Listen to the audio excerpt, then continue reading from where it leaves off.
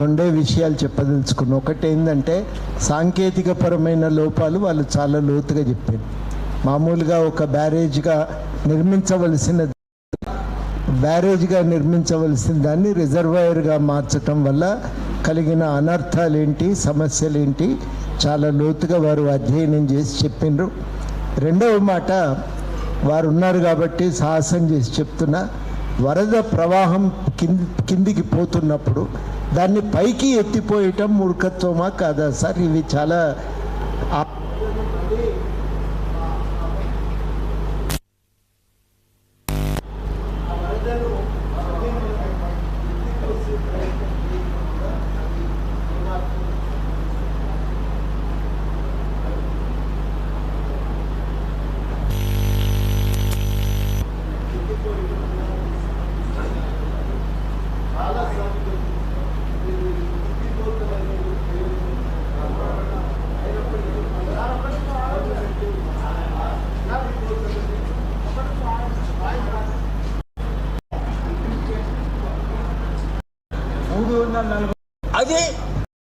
అది సాధ్యం కాదు. ఈ తిప్పిపోతలు అనేవి సాధ్యం కానప్పుడు దాని గురించి ఆలోచించటం కూడా అనవసరము అని. మూడవది ఏంటంటే, చాలా ఈ బ్యారేజీలు కట్టినప్పుడు దాని బ్యాక్ వాటర్ ఎఫెక్ట్ ఎంత తీవ్రంగా ఉంటుంది అనేది అంచనా వేయలే. సుమారు 50-60 వేల ఎకరాలు కదా ప్రతి సంవత్సరం మునిగింది, రెండు వైపులా కలిపి. ఇంకా ఎక్కువనే 80,000 ఎకరాలు రెండు దిక్కుల్లో కూడా కలిపి. దానికి సంబంధించి ఏం చేయాలనేది గవర్నమెంట్ దగ్గర ప్లాన్ లేకుండే. దాన్ని ఆపొచ్చా, వాటిని ముంపు ప్రాంతంగా పరిగణించి పరిహారం ఇవ్వాలా అనే విషయం పైన గవర్నమెంట్ ఒక నిర్ణయానికి రాలేకపోయింది. చాలామంది రైతులు ఒడ్డునున్నటువంటి వాళ్ళకి ఇది ఒక శాపగ్రస్తంగా మారింది.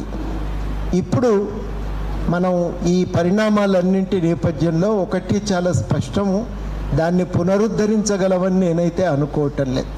సారు చెప్పిన విషయాలను కూడా బట్టి చూస్తుంటే ఇక తుమ్మిడిహెట్టిని నిర్మించుకోవటమే ఇవాళ మన ముందు మిగిలిన ఏకైకమైనటువంటి ఆప్షన్. కొంచెం ముందా కొంచెం పైకా ఆ చర్చ టెక్నికల్గా ఇంజనీర్లు తేల్చవలసినటువంటి అంశం. కాబట్టి తుమ్మిడిహెట్టి నిర్మించి గోదావరికి ఎల్లంపల్లికి నీళ్లు ఇవ్వటమే సరి అయినటువంటి పద్ధతి, ఒరిజినల్గా అంచనా వేసినటువంటి పద్ధతి. ఇప్పుడు మాత్రం ఒకటి ఖరాఖండిగా తేల్చవలసింది, 1,00,000 కోట్ల రూపాయలు వృధాగా మనం ఇవాళ ఆ పైసలన్నింటినీ కూడా వృధా చేసినాం. బూడిదల పోసిన పన్నీరైంది. ఇంత వృధా చర్యలకు పాల్పడినందుకు బాధ్యులు ఎవరైనా వాళ్ళపైన కఠినమైనటువంటి చర్యలు ఉండాలి.